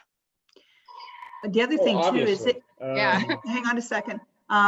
Andrea, the other thing too is if they go to a dumping station that is free, they don't get a receipt for that. Right. So I guess I was thinking it would be more like if we were Mhm. to have a complaint, then we could say, okay, where's your receipt? Oh, you don't have one. Oh, okay, well, I smell sewage and I don't see any other issue. Like, this is where we could say you can't prove to us that you're dumping correctly. And that's where a warning would be given, and then a potential fine could be levied if it continues. I do hear what you're saying. It's just, I feel like they would be advised that this would be proof they could give that they're doing it correctly. And then we would deal with it when there's a complaint in place, if there were one. Randy? Yeah, and my only thing too is, and I agree, but if we don't put it in paper somewhere that they have to keep the receipts, and I think too, of course, our dumping station, we should be providing some kind of documentation that you've dumped at our site as well, because we've got a new dump station we're putting in at the Public Works yard, right? We aren't charging, it's free, but I think we should be documenting who dumps. We need some way of proving that you've disposed of your waste correctly, and inform the citizen that they need to keep that documentation going forward somehow, so that should there be an investigation, they can prove. So they can't come back and say, oh, I didn't know that I needed that receipt saved and I threw it away. I have, Mark's going to respond to that, and then Renee, I've got you next. Thank you through you, Madam Mayor. Sure. If you look through the license application, it's very clearly marked that travel trailer is not connected to a holding tank or sewage disposal system, or is not serviced by a gray water pit or outhouse. You may be asked to provide the following on site: and dumping receipts and confirmation of use of certified portable receptacles. May want to, maybe Andrea, tweak that to say it's suggested that you keep receipts should you be asked for this information.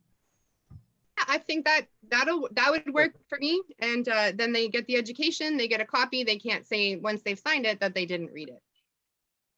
And just to add to that, Madam Mayor, Thank you. we all know how people read bylaws, but we Oh, I all know. know that they'll be reading the license applications when they were filling them out. Right. I have Renee. Just a comment on Randy's, presently, the Esso station in Wellville is the only dumping station in Wellville. And we do not give out receipts. This is a okay. service that we offer for free. So we allow people to do it, but we don't necessarily have a staff watching that dumping station. I mean, if Okay. we need to hire somebody to watch the dumping station to give out receipts, then it's creating more work, right? I know if Right. you're getting a licensed person to empty it, that you would get a receipt. But if they're emptying it by themselves, it's pretty hard to control when they're coming in to dump it. I mean, some people dump after hours. The dumping station is open. Unless you're going to have strict rules and have employees there watching 24/7, it's hard to get a receipt from a dumping station. Thank you. I was unaware that how it worked. I think I see Mel with her hand up. Thank you. There is wording that I can work with Andrea to add, so similar to what's in the application form, to say that the applicant should keep receipts and should keep maybe a timeline of when they have dumped to the free dumping station that is available. But there is wording that we can mimic from the application to the bylaw as well. Thank you.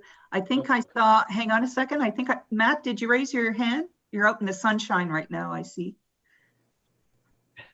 I lost my connection inside, so I just stepped outside. Okay.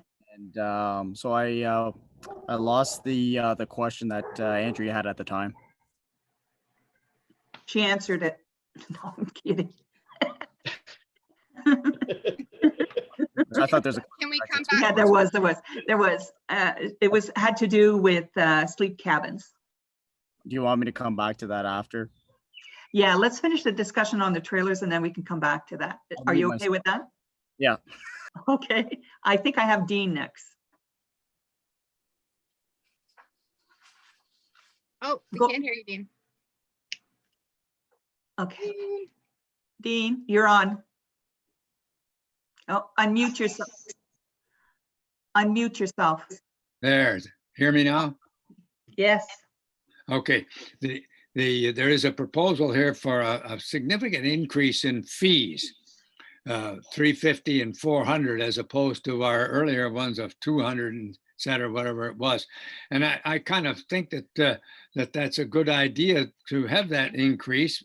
And that's particularly after reading the letter from the Trailer Park Association today, that the one you sent out, and I imagine everybody had a chance to read that letter. I can fully understand the concern of the people who are in business to host trailers and are seeing a loss of revenue when people are putting their trailers on private property. So one thing that would kind of ameliorate that situation a little is a significant fee, a realistic fee. And I also note that the other townships that were looked at are charging considerably more than we're proposing. And I'm wondering if what the situation is now. Are we proposing an increase to 350 and 400, or where are we with the fee structure? Andrea?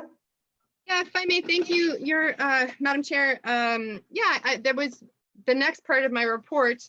I agree with you, Councillor Wenborn, and that's why I included the information. Most other municipalities have passed these trailer bylaws, and their fees are more in line with what would be charged on a trailer park, with the idea that this is what people are using. If that tends to be the going rate, then why not charge something similar to recoup some of the money that we aren't getting from, but still adding occupancy and using our services in the municipality. That being said, this will also be a larger workload for our bylaw services and for our admin staff, who will be filling out these applications with people and educating the public. We'll be getting a lot more phone calls. This is going to take some time to implement. And I don't think there's anything wrong in charging a user fee for people to use our services. So that is exactly why I included that information, so council was aware that we wouldn't be asking for too much if we brought it up to 350 or 400, in my opinion. But this is for council to discuss and decide and see what you're comfortable with. Well, we're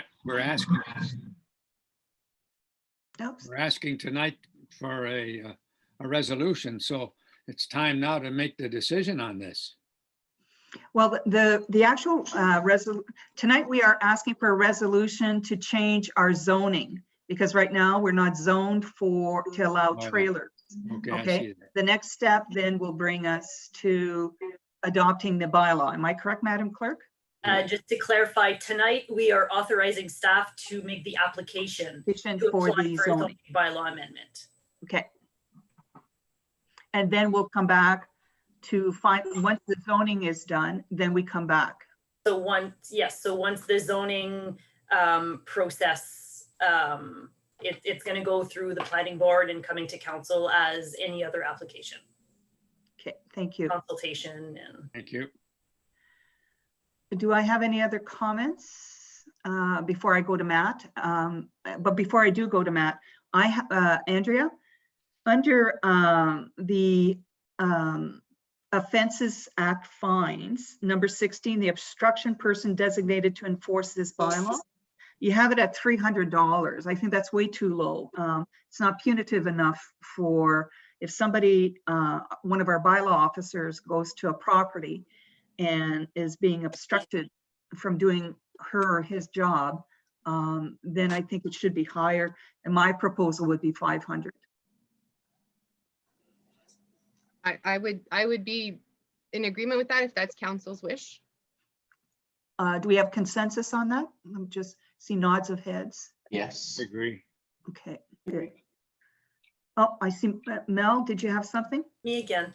And that would be consistent with, council just adopted the burning bylaw, and it would be consistent with that bylaw.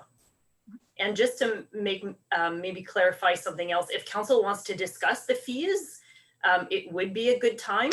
It gives Andrea direction on preparing the document for once it is ready to be adopted by council. So if council wants to discuss it and give direction on what is generally agreed, then we have an amount to go with. It would be helpful for Andrea.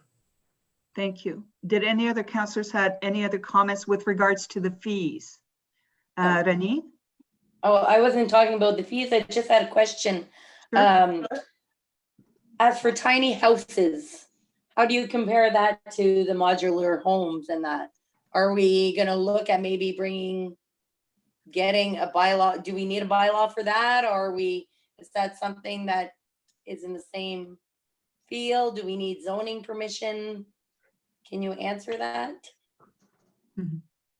Andrea. Through you, Madam Chair. I don't believe that this travel trailer licensing bylaw addresses tiny homes, but I do believe that it is something that is coming and that people do call about.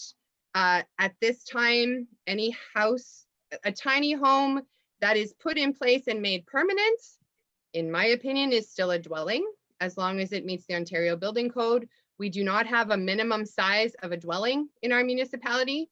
So we really just have to meet the size of different rooms prescribed by the Ontario Building Code. So you can build a small home here. Tiny home can be a bit of a Because it's on wheels, trendy right? term. Right. But if people can drive it away, it is not really allowed, because we're not allowing trailers, travel trailers, anything on wheels that can be moved onto vacant property. So this does not address the tiny home use. That may be better addressed by talking about whether, something fell, sorry, whether we want to have a minimum size on our seasonal or residential dwellings, or do we want to embrace this tiny home movement that is coming and come up with something to put in place for this movement? But that's for another day. Yes, yeah, definitely. Okay. That's for another day. Yeah. Back to fees. What's that? I say back to fees. Back to fees. Does anyone have any other suggestions? Ron? Well, all I'm willing to suggest is that we're learning from the other municipalities that have already carried this bylaw out. And they started at a low value and then slowly worked their way up to where they are now. I don't think we should reinvent the wheel. I think we should learn from them and apply the same fees that they eventually wound up with. That's Thank you. my only comment. I agree. Thank you. Any other comments on fees? Me? Renee? Renee, sorry, you're sort of shadowy, eh? So. Oh, sorry. That's okay. I just think if we put it too high, people will not voluntarily register their trailers. I think if we keep it low to start at the beginning, it might encourage more people to sign up. And because I mean, you still have to get the health unit in there and, you know, your electrician and that kind of stuff. So I think if we set it at 400 right away to start, it might turn some people off. Yes, it would be good, more competitive as far as campgrounds and stuff like that. But if we want people to initiate and jump on board, I think smaller fees to start. And then maybe we see how it goes and what the cost is, how much it's costing in bylaw administration, and then go from there moving forward. Thank you. I have Randy. Go ahead, Randy. I'd just like to echo Renee's point. I would rather like to see fees start at a lower point. The suggested 150 before April 9th and then 200 after, I think is a good place to start, and then review it down the road personally. Thank you. Rick? Well, I guess I'll have to disagree. I think putting it too low, I mean, then we're going to have to, the bylaw officer will still have to do the work, and then the work is still going to be there. So if, regardless of what fee we put it at, if some people are not abiding by the rules, the fines are already set in place, so they're going to be fined accordingly, correct? So I think we should set it at a rate that's, you know, that's reasonable. You know, we don't have to shoot for the sky, because the intent here is not to be making money.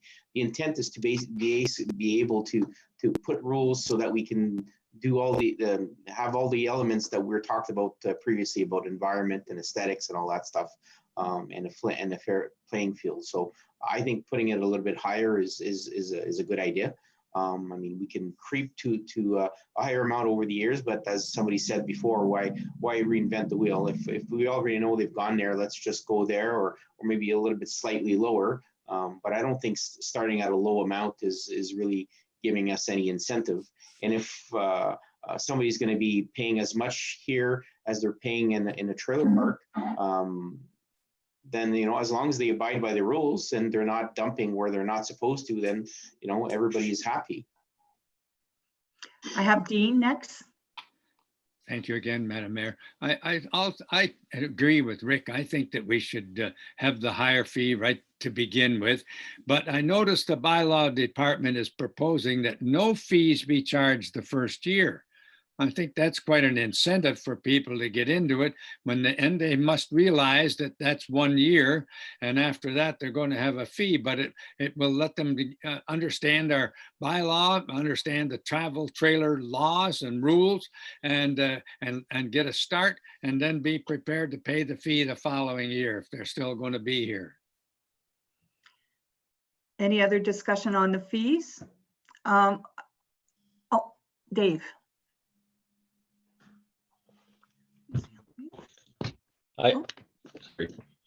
Where'd you go? I agree with Rick too. I think we should keep the higher fees. If people don't get the permit and do park the camper, we have it's in the bylaw, right, that we can set a fine for that. So I think we should keep the higher fees because it's going to cost a lot, as Andrea said, with the administration and the bylaw officers. There's a lot of work to be done. I think we should keep it up there. Thank you. Just on the fees, I just have a comment myself. I don't think $400 is a high fee at all. Not when you compare to other municipalities, of which I know in Moosonee they're charging $1,200 a year. Ouch. Yes. And so the other thing too, if we go down to $150 or $200, that doesn't begin to recoup the cost of us managing this bylaw. I mean, you have to think about it. We will need more enforcement officers to make sure that these trailers abide by our regulations. And those are staffing issues here. And so the question is, do we charge $400, which I think is reasonable, and hopefully that'll cover the cost of managing this bylaw. And because if it doesn't, that means everybody else has to pay for it. And so I think that's unfair to the rest. So I don't think 400 is unreasonable. It may seem a little bit higher because when we first talked about it was $200, and but $400 in the scheme of things and in comparison to other municipalities, and for what they're getting for $400, I think it's a pretty darn good deal. So can I? I have Rick. Oh, sorry, Renee. Nope. So Did I miss question, I guess. So although we did say that we were probably going to waive the fees for the first year, sort of as like a year of grace so that people adapt to it, we're still going to be doing the application process, correct? And in doing so, if by still having the application, then people still have to abide by the rules and that we have in place. We still have the fines for non-compliance of the rules. Correct. Okay, thanks. Any other, Renee, is that you? yeah. So just maybe a suggestion then, because in here it says that the bylaw department is proposing no fees for the first year. Perhaps being it the first year, we charge 200 for the first year, and then the second year we go straight up to the 400, because we won't be recuperating anything for the first year if it's $0, if that's what they're suggesting. Well, Renee, I think that the education component is really important. So I think waiving the fee is easier and it's less work.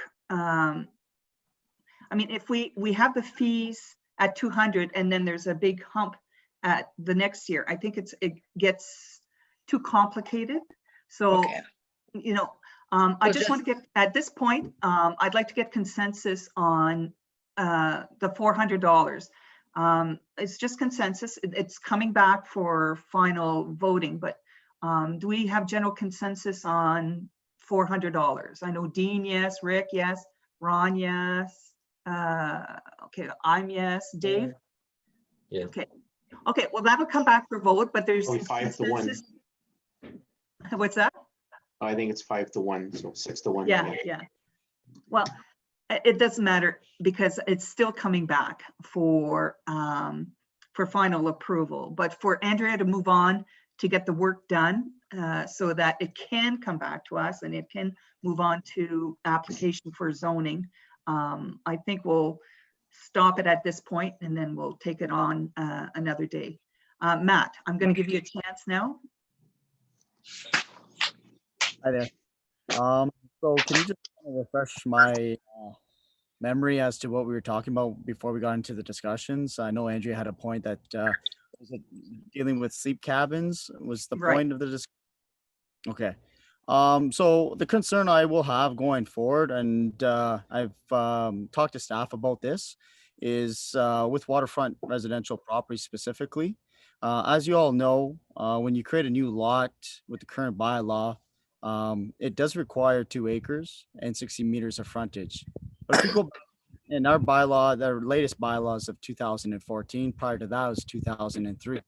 But if we go back in time, if you look at a record, if you look at new lots that have met those requirements over the last 20 years, there's only a handful of lots that have been created.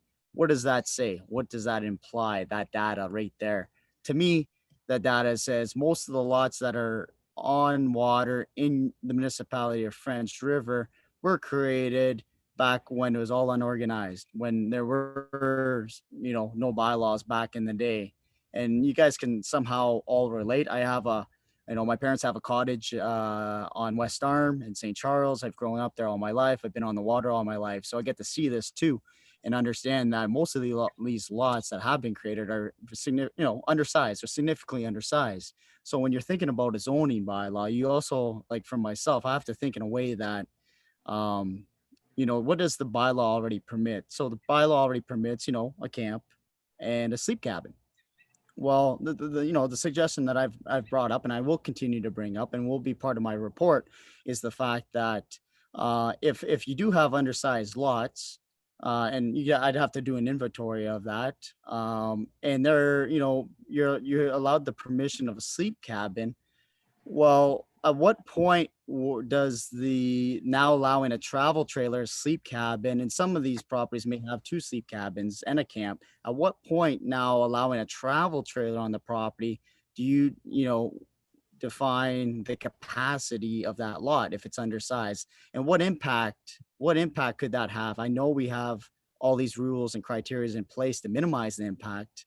But it's going to be hard to enforce that down the road, and it depends, and it's already going on. So my concern is the preservation of our lakes, the quality of our lakes, understanding what's already been created 50 years, 60 years, 40 as we go back in time, how those lots are small, and if they already have the permission to do a sleep cabin and a camp. Now you're increasing the intensity of the use of the property by allowing a travel trailer. And how are they going to meet those setbacks if you may have some of those structures? I'm just going by data. And that's going to be a concern going forward with that, where I maybe had the option of, hey, you know what? It's either or. If you don't want a sleep cabin, you can possibly have a travel trailer. That's where I'm coming from. And it's just a concern that's valid. And I will be bringing it forth as part of my report and justification. Okay, thank you, Matt. All right. Any further discussion? I'd like to call on the clerk to read the motion, please. Thank you. Duly moved and seconded. Be it resolved that council directs staff to proceed with an application for a zoning bylaw amendment in relation to the licensing of travel trailers in French River. Okay. I hear some noise. Yeah. All those in favor? I'll just wait. No, I'm not done. Sorry. Oh, sorry. I couldn't hear. Okay, so I'll just restart. So be it resolved that council directs staff to proceed with an application for a zoning bylaw amendment in relation to the licensing of travel trailers in French River to allow trailers in certain zones as presented in a report dated June 17th. And further, that council agrees with the proposed travel trailer licensing bylaw as discussed and presented on June 17th, and that it be considered for adoption once the zoning bylaw amendment is approved. Thank you. All those in favor? All opposed? Okay, thank you. Let's move on to item 7, correspondence. In your package, you have the letter from the Manitoulin Sudbury DSAB requesting a request to rescind a decision that was made by the ministry. And I believe there's a resolution for that. Oh, there she is. Okay. I need a mover and a seconder. Sorry, I need a mover and a seconder. Moved by Rick and seconded by Dean. Madam Clerk. First of all, sorry, any discussion on the letter? I didn't think so. Go ahead, read the resolution. Duly moved and seconded, be resolved that council supports Manitoulin Sudbury DSAB's request to the Ministry of Education to rescind their decision that they do not intend to recover funding for early years and childcare services as communicated in the May 11th, 2020 memo, and to allow the use of provincial funding during the retroactive period, and that a copy of this resolution be forwarded to the Manitoulin Sudbury DSAB to show our support. Thank you. All those in favor? Thank you. Okay. Carried. Let's move on to item 8, consent agenda. So I need a resolution to adopt the items contained in the consent agenda. Moved by Rick and by Randy. Randy, did you have a question? No, I was just okay. seconding. I think it's slow motion. Okay. All righty. All in favor? Oh, sorry, Madam Clerk, can you read it? Okay.